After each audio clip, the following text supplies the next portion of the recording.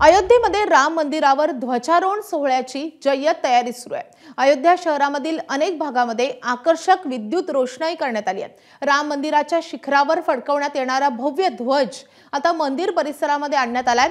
11 फूट रुंद आणि 22 फूट लांबीचा ध्वज आहे।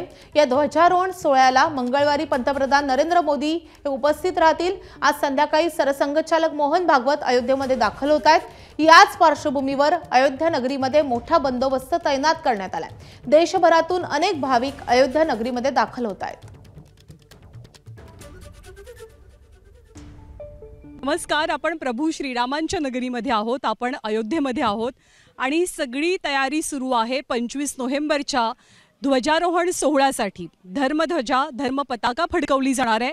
प्रभू श्रीरामान मंदिर पूर्ण झालेलं आहे आणि इथे शेकडो हात हे मदतीसाठी पुढे सरसावलेले आहेत, मंदिर सजावटीसाठी आणि मंदिराच्या आसपासचा परिसर सजवण्यासाठी। तर आपल्याकडे कोणत्याही शुभकार्यामध्ये गोंड्यांच्या फुलाचं महत्त्व खूप जास्त असतं आणि अर्थातच त्याच गोंड्याच्या फुलांना इथे पहिला मान दिल्याचं चित्र पाहायला मिळतंय।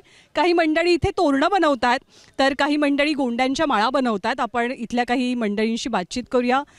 भाई साहब नमस्ते, आप कहाँ से हैं, कब से ये सब काम चल रहा है आपका? कल से काम चल रहा है मैम। ये बुलंदशहर से, हम यूपी बुलंदशहर से। अच्छा, कैसे लग रहा है प्रभु श्री राम जी के लिए आप काम? बहुत बढ़िया। यहाँ पे हम तो पहली बार आए हैं, बाकी सब लोग आते रहते हैं और बहुत बढ़िया लग रहा है यहाँ काम करके। और ऐसे ही चाहेंगे कि ऐसे ही आते रहे हम इसकी प्रोग्राम की सेवा में।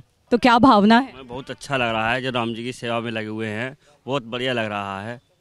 और हम चाहते हैं कि हर बार राम जी की सेवा में आएँ और हमारे दिल को बहुत अच्छा लग रहा है। दर्शन अभी नहीं किया है, जिस काम करने के बाद जाएंगे। 500 वर्षाच्या रामभक्तांच्या त्यागाचं आणि संयमाचं ते एक प्रकारे चिन्ह आहे आणि म्हणूनच तो भगवा ध्वज, ती भगवी पताका फडकवली जाताना संपूर्ण देश अभिमानानं त्या भगव्या पताकाकडे पाहिल। कारण जसा भगवा रंग हा वीरतेचं आणि त्यागाचं प्रतीक मानला जातो, तशीच ही झेंडूची केशरी रंगाची फुलं या सजावटीमध्ये वापरली जाणार आहेत।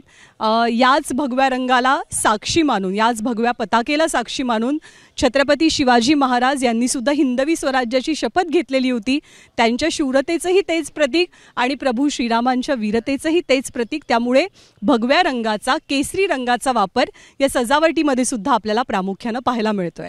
तर अशीच वेगवेगळी अयोध्येतली तयारी आम्ही आपल्यापर्यंत पोहोचवत राहू। तुर्तास आपली रजा घेते।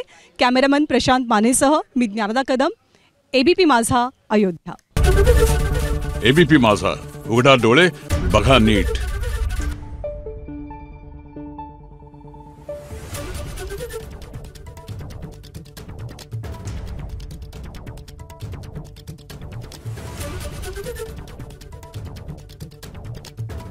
Thank you.